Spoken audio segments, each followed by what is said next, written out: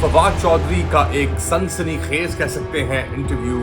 Change in strategy अपनाई जा रही है पाकिस्तान तहरीक इंसाफ के अंदर कि अपने आप को दोबारा रीब्रांडिंग और रीएस्टैब्लिश करने के लिए पार्टी को माइनस किया जाए और इमरान खान साहब को सेंटर में दोबारा रख के उनके इर्द गिर्द ये एक नया मौक़िफ़ बनाया जाए। मिलिट्री इस्टेब्लिशमेंट ऑफ क़यादत जो है, ये फवाद चौधरी साहब कह रहे हैं कि वो अपने कॉन्स्टिट्यूशनल लिमिट्स और रूल्स के अंदर रह के अपनी हैसियत को अपनाएं और मुल्क का दिफा करें। और ये कहते हैं यही इमरान खान साहब का मौक़िफ़ रहा है शुरू से कि आर्मी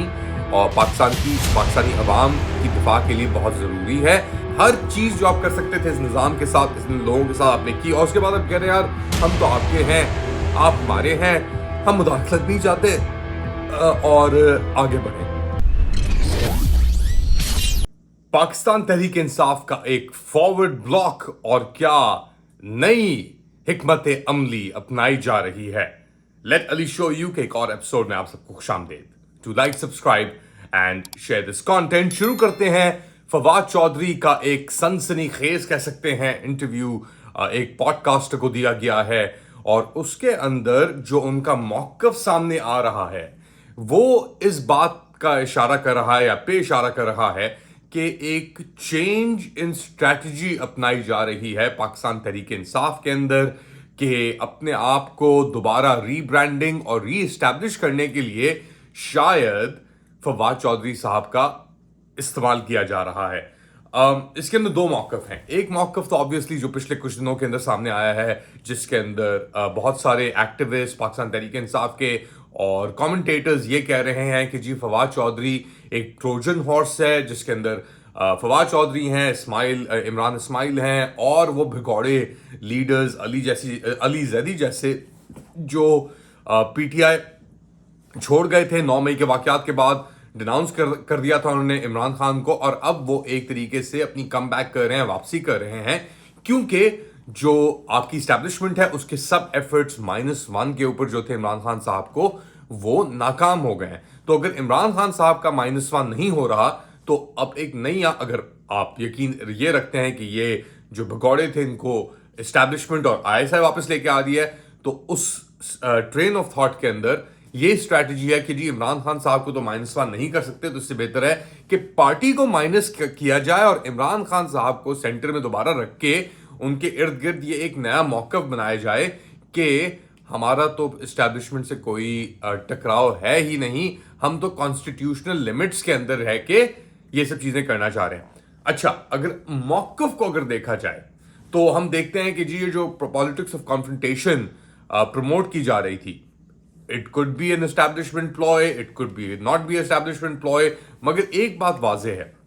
कि जो ग्रुपिंग सामने आ रही हैं, फॉरवर्ड ब्लॉक की जो बात की जा रही है, शेर अफजल मरवत, शंदाना गुलजार, अली मोहम्मद खान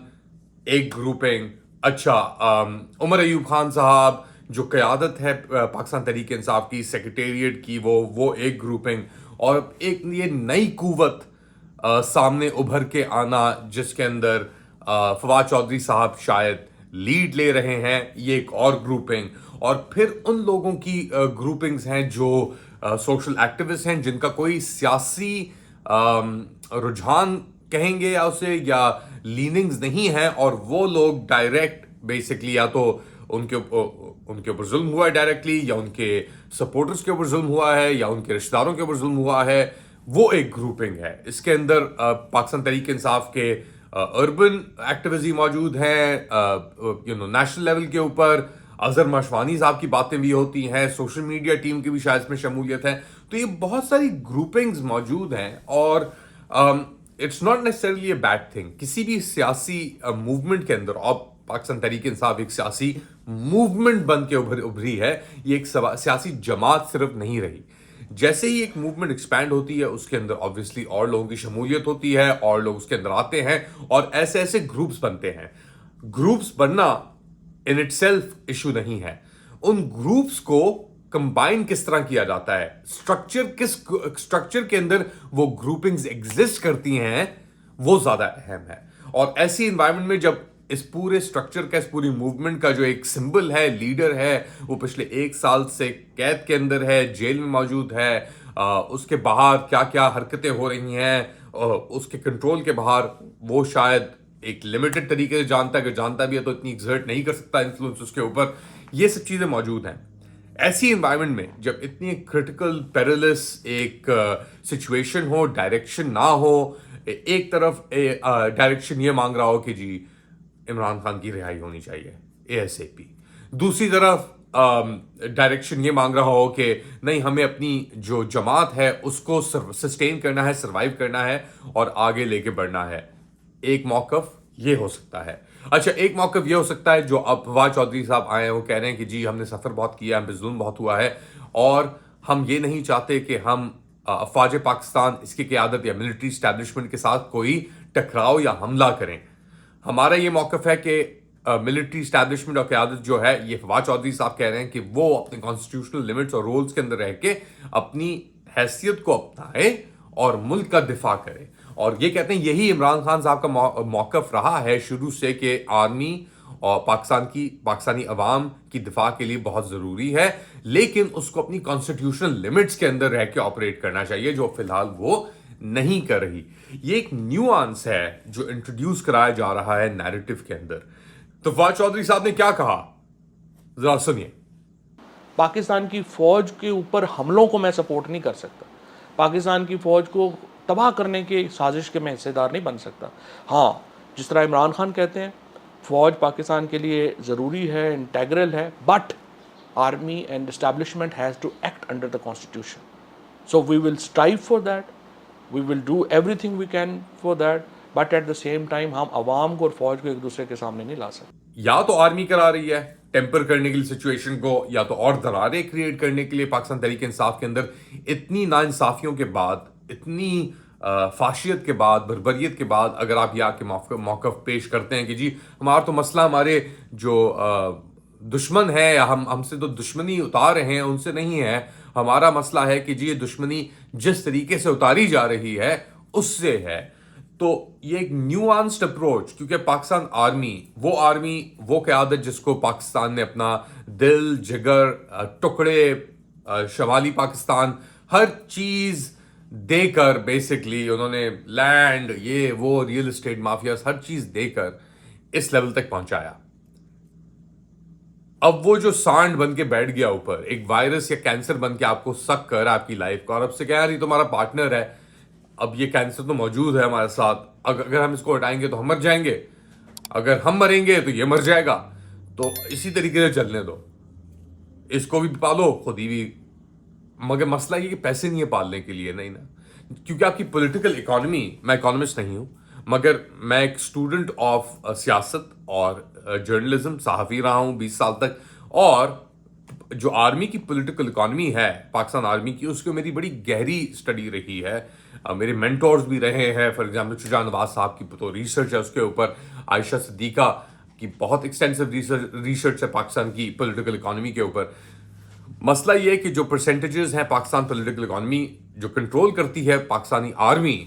وہ اپنے کنٹرول کو یا اپنی جو سہولتیں ہیں ان کو لیٹ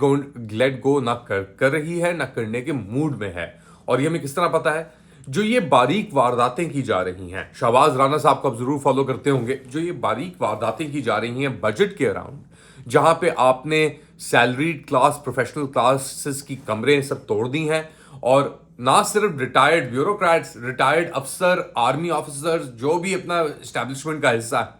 ہے، ان کو آپ نے ٹیکسز معاف کر دیے ہیں، ان کی آپ نے عیاشیاں ابھی تک جاری ہیں.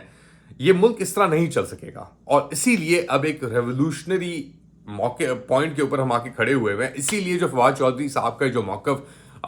دیا جا رہا ہے تھوڑا آؤٹ ڈیٹڈ ہو چکا ہے.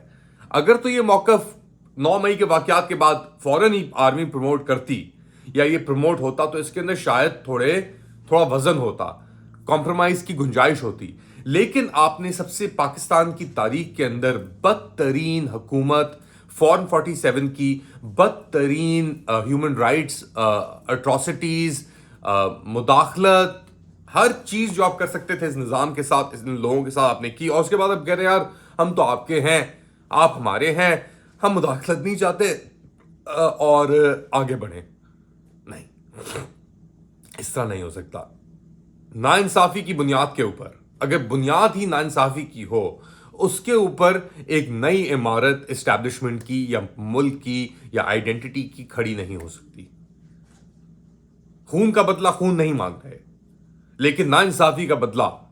انصاف سے ضرور ہوگا. اور یہی بات شاید فواد چودھری صاحب سمجھ رہے ہیں, نہیں سمجھ رہے, شاید باتیں اتنی آگے جا چکی ہیں کہ اب یہ لاسٹ ریزورٹ, ایک لاسٹ آلیو برانچ, زیتن دالا کہتے ہیں ٹرکش کے اندر, زیتن زیتون اور دالا از شاخ. تو یہ جو آخری شاخ دی جا رہی ہے اس طرف سے یا اس طرف سے, اور یہ کس طریقے سے یہ قبول کی جائے گی کیونکہ اتنا نقصان ہو چکا ہے, معاشی, سیاسی, ذاتی, بچے مر چکے ہیں, والد ان کے غائب ہیں ابھی تک, مائیں, بیٹیاں, بہنیں, کینسر سروائیورز, دادیاں, یاسمین راشد وہ جیلوں میں سڑ رہی ہیں. اس بنیاد پہ معافی, اس بنیاد پہ کمپرومائز نہیں. عدت کیس, خاتون کی مینسٹرل ذاتی زندگی کے اوپر آپ اسپاٹ لائٹ ڈالیں, نہیں. پینڈلم ادھر سوئنگ ہوا ہے تو جب تک ادھر سوئنگ نہیں ہوگا سینٹر میں نہیں آئے گا, اور ابھی ادھر سوئنگ ہونا باقی ہے. آپ کیا سمجھتے ہیں؟ Do let me know in the comment section. Do like, subscribe and share this content. اپنا خیال رکھیے گا. اللہ حافظ.